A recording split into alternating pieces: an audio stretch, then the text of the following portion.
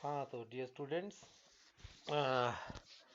आप सभी का जो है मैं बहुत बहुत वेलकम करता हूँ +1 क्लासेस में।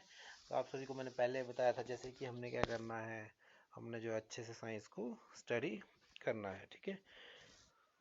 सो हियर हम स्टार्ट करने वाले हैं with some basic concepts of chemistry. तो बेसिक कॉन्सेप्ट्स ऑफ केमिस्ट्री को करने से पहले आपको जो है कुछ एक मैथमेटिकल टूल्स के बारे में हम यहाँ पर जो है बात करेंगे, जो मैथमेटिकल टूल्स होते हैं, ठीक है। सॉरी, तो मैथमेटिकल टूल्स के बारे में हम यहाँ पर जो है थोड़ा सा डिस्कस करेंगे, ठीक है। तो यहाँ ध्यान देंगे। So we going to start with this some basic concepts of chemistry part 1, ठीक है। पहला पार्ट हम इसका करेंगे। तो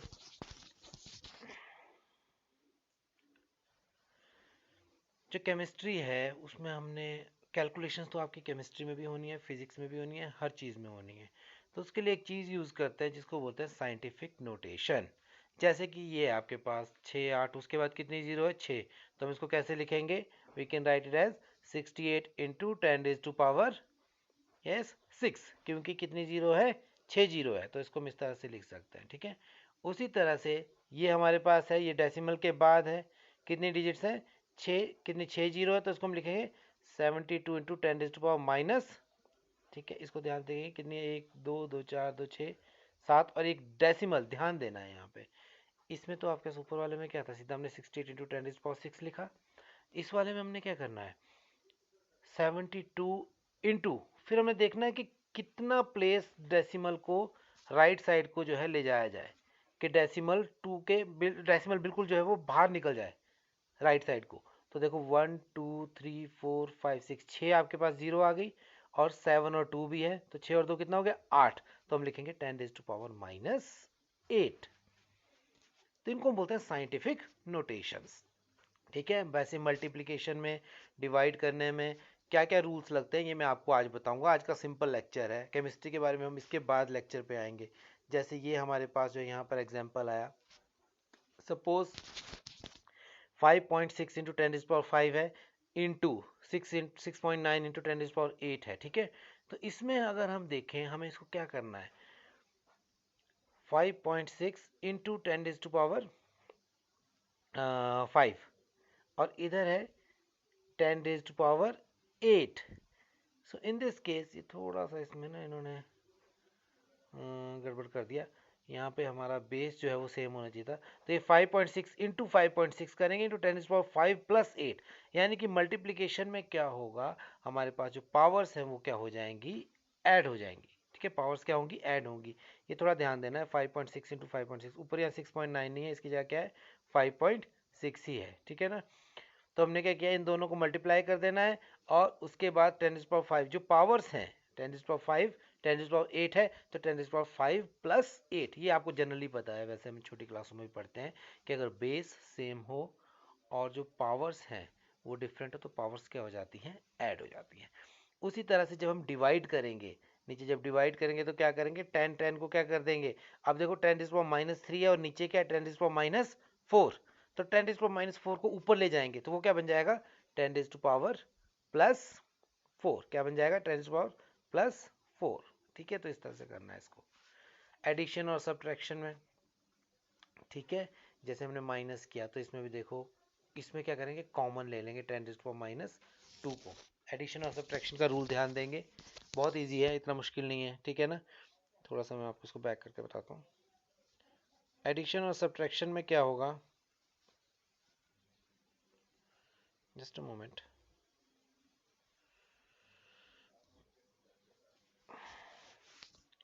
ये आपके पास एडिशन और सब्ट्रैक्शन का है, तो इसमें कुछ नहीं होता है। इसमें हमारे को जैसे ये कॉमन, अगर 10⁻⁻2 है 10⁻⁻2 है, तो उसको बाहर क्या करेंगे कॉमन ले लेंगे, ठीक है ना। ये इस तरह से करना है।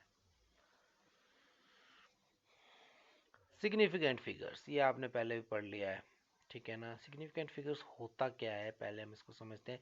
जितनी भी सर्टेन और अनसर्टेन हमारे पास वैल्यूज होती हैं किसी भी मेजरमेंट में, तो उसको हम क्या बोलते हैं, that is called as significant figure. जैसे एक उदाहरण मैं आपको यहाँ पर जो इसमें बता रहा हूँ, अब इसको ध्यान से देखना है। इसमें हमारे पास क्या है, किसी भी हमने पाइप को जैसे नापा, लोहे की रॉड है उसको नापा, तो उसकी वैल्यू है 2.76 सेंटीमीटर, ठीक है।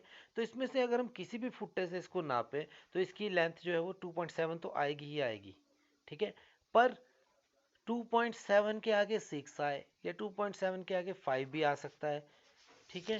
तो इसमें 2.7 जो है ये है सर्टेन फिगर्स कि इतना तो होगा ही होगा, पर उससे अगली जो डिजिट है वो पक्का नहीं है, हो सकता है किसी फुटे में ये जो 2.75 आ जाए, थोड़ा बहुत ऊपर नीचे हो सकता है। तो इसमें पक्की वैल्यू है 2.7, उसके कच्ची वैल्यू जो है वो क्या है कि आगे हो सकता है कि 6 भी आए, 7 भी आए, कुछ भी आ सकता है, ठीक है। तो हम क्या बोलेंगे कि इसमें सिग्निफिकेंट फिगर्स कितनी है, इसमें सिग्निफिकेंट फिगर्स जो है वो 2 एंड 7 एंड 6, ये सर्टेन कौन सी है, सर्टेन है 2.7, और अनसर्टेन कौन सी है 6, ठीक है। तो इन सबको ऐड करके कितनी बन गई 3, तो इसमें कितनी सिग्निफिकेंट फिगर्स हैं, there are 3 significant figures, 3 significant figures इसमें जो है वो प्रेजेंट है, ठीक है बेटा। ये समझ में आया कि नहीं आया, ठीक है। 2.76 में कितनी सिग्निफिकेंट फिगर्स है 3, तो सिग्निफिकेंट फिगर्स क्या होती है, certain values plus uncertain values. 2.7 इसमें सर्टेन है, 6 जो है अनसर्टेन है कि किसी में कुछ भी हो सकता है। तो total number of significant figures are 3। इसके बाद आता है rules to decide significant figures, rules हैं इसके कुछ एक सिग्निफिकेंट फिगर्स को डिसाइड करने के, ठीक है ना। तो इनके रूल्स को समझ के करना है अच्छे से, सिग्निफिकेंट फिगर के ऊपर क्वेश्चन जो है डेफिनेटली आता ही आता है। जितनी भी नॉन जीरो है वो सिग्निफिकेंट होगी, जैसे ये 32673 है, इसमें कितनी सिग्निफिकेंट फिगर है, number of significant figures there are कितनी है 5, जितनी भी नॉन जीरो है जो जीरो नहीं होगी। अच्छा, दो नॉन जीरो के बीच में अगर जीरो आ जाए तो वो भी सिग्निफिकेंट होगी, जैसे कि ये है। अब देखो इसमें क्या है, इसमें आपके पास total number of significant figures कितनी आएंगी, इस वाले में ऊपर वाले में 9, क्यों, क्योंकि जो जीरो है वो बीच में है, किसके, नॉन जीरो के, नॉन जीरो के बीच वाली भी गिननी है, ठीक है। समझ आ गया होगा शायद, इतना मुश्किल है नहीं ये चीज़, ठीक है। इसके बाद जो है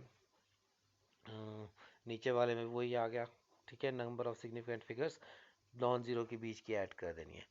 अच्छा, और जीरो अगर लेफ्ट साइड पर हो तो उनको सिग्निफिकेंट नहीं लेना है, लेफ्ट साइड पे होगा। जैसे उदाहरण है 0.000081, इसमें आपको सिर्फ दो ही लेनी है, ये इधर वाली नहीं लेनी है।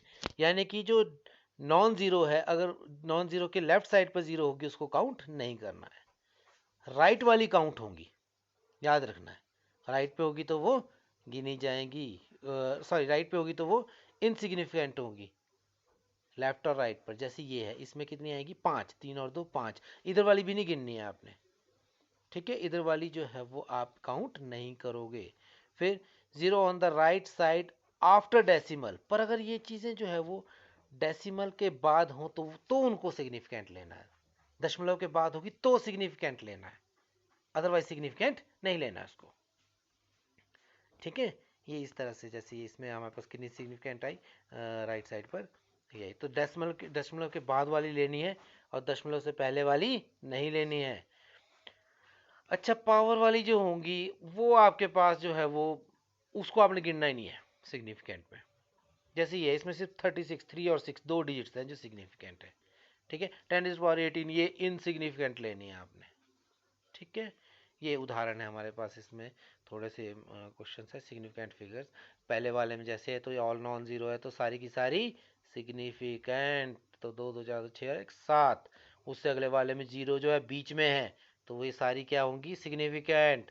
इसमें लेफ्ट पर है तो ये सिग्निफिकेंट नहीं होगी, जीरो, सिर्फ 6 और 3 सिग्निफिकेंट होगा, तो 2 सिग्निफिकेंट फिगर्स। उससे अगले में कितने होंगे, कितना होगा 0.2 में कितनी सिग्निफिकेंट फिगर्स होगी, ओनली 1, इधर वाली जीरो नहीं लेनी है। और उससे अगले वाले में इधर वाली जो है वो जीरो नहीं लेनी होती है तो 3 ही सिग्निफिकेंट फिगर्स आएंगी। पर उससे अगला जो है 5.97 दशमलव वाला, उसमें आपको गिनना पड़ेगा इसको, क्यों, क्योंकि ये दशमलव के बाद में जीरो लगी हुई है। और उसके बाद पावर वाला है, उसमें आप पावर वाले नहीं लोगे, सिर्फ 1.6 में 1 और 6 सिग्निफिकेंट है। उससे अगले वाले में कितनी सिग्निफिकेंट है 3, और उससे अगले में कितनी है 1। तो ये बेटा आपको सिग्निफिकेंट फिगर्स के बारे में बताया। इसके बाद जो है राउंडिंग ऑफ वाला है थोड़ा सा। तो राउंडिंग ऑफ का जो है, अगर हम सिस्टम बोलें कि राउंडिंग ऑफ किसको बोलते हैं, आपने देखा होगा बहुत सारी हमारे पास जो है वो वैल्यूज़ होती हैं, कई बार हम उसको क्या करते हैं राउंड ऑफ करते हैं। तो वैसे मैं ये राउंडिंग ऑफ का जो है आपको थोड़ा बाद में लेक्चर डालूंगा। आप पहले सिर्फ सिग्निफिकेंट फिगर्स तक इसको थोड़ा सा अंडरस्टैंड कर लीजिए अच्छे से। ठीक है, तो ये पहला लेक्चर है, आज ज़्यादा हेक्टिक नहीं करूँगा। और इनको जो है अपनी एनसीईआरटी की बुक से भी आप जो है वो देख के थोड़ा ध्यान दें सिग्निफिकेंट फिगर्स के बारे में, और अच्छे से इनके एग्जांपल्स को सभी को, जो एग्जांपल उसमें एनसीईआरटी में दी वो प्रैक्टिस करें, और जो समझ में नहीं आता है वो मेरे पर्सनल नंबर पे आप कॉल कर सकते हैं। मेरा नंबर आपको पता है 9882150348, ग्रुप में मैंने डाला हुआ है। ठीक है बेटा, थैंक यू सो मच।